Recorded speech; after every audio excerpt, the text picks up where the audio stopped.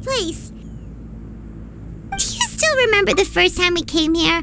We even brought offerings and everything. And when we told her that Rex Lapis had been assassinated, she immediately threatened to squash Liyue Harbor. Paimon thought she'd be impossible to get along with. But now that we've spent some more time together, she's really not like that at all. We probably don't need to bring any offerings now that we've gotten to know her pretty well, right?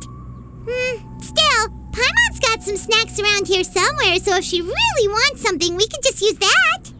Huh? Traveler, did something catch your eye? Whoa, what a pretty lady! Is she also here to visit Cloud Retainer? Yeah, you're right. All it takes is one look and you can tell she's someone special. As expected of that bird lady, really. She must have a whole bunch of Adepti friends from all over the country. Okay, but if we're both friends of Cloud Retainer, then we're basically friends by association, right? Want to go up to her and say hello? Helping you make more connections is a part of Paimon's job as your reliable guide. Paimon's got this.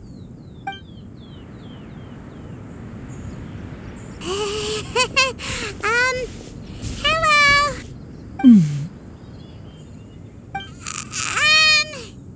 Paimon is Paimon, and this is the Traveler.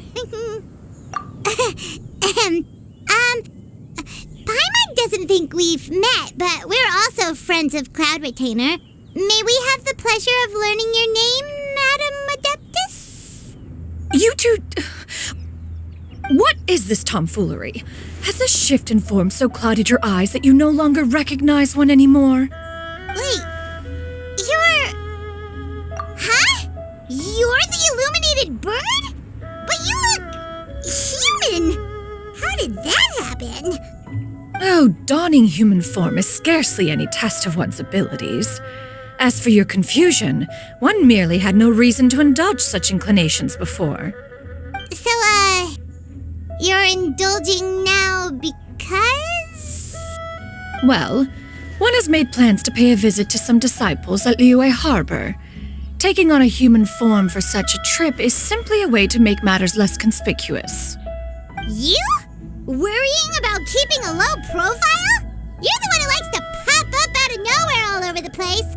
In fact, Paimon can think of several examples, like last year when you suddenly appeared on the top of a roof without any warning, or...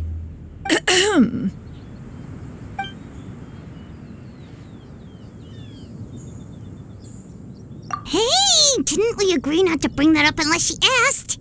Oh, so you have taken care to follow the proper rules of etiquette after all. Most commendable.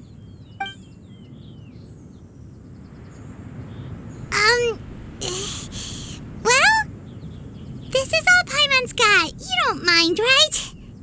One has never found oneself lacking in basic comforts. On the contrary, it is the gesture that one values above all else. So long as you've shown proper respect and consideration, the quantity or quality of the gift is but a trivial matter. That kinda makes Paimon feel a little guilty for trying to keep them for herself. Anyway, where were we before you reminded Paimon about the gifts? Right. So by disciples, you must mean Ganyu and Shenhe. It's also been a while since we last saw them. Maybe we can come too. One planned to extend the invitation even if you had not raised the matter yourself. Shenhe and Ganyu should be quite pleased to see you again. However, one would first inquire as to the reason behind your visit here. You have cause to seek one's company? Yeah, we just found ourselves missing you and wanted to see how you were doing. We were hoping you'd tell us one of your stories. Who knew we'd run into your human form while we were at it? Is that so? If there are no urgent matters at hand, then let us make haste for Liyue Harbor. Ganyu is likely still working at Yuehai Pavilion, so that shall be our first stop. Sounds great! Then let's all go to Liyue Harbor!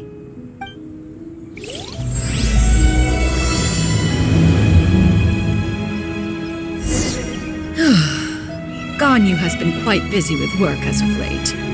One can count on one tell in the number of times she returns to Mount Outsum each year. Shenhe has also secured employment recently. In her correspondence with me, she wrote that she shall have no need to return for the foreseeable future. Did they think one was so easily mollified? One shall investigate everything with one's own eyes and decide for oneself if their living conditions are satisfactory.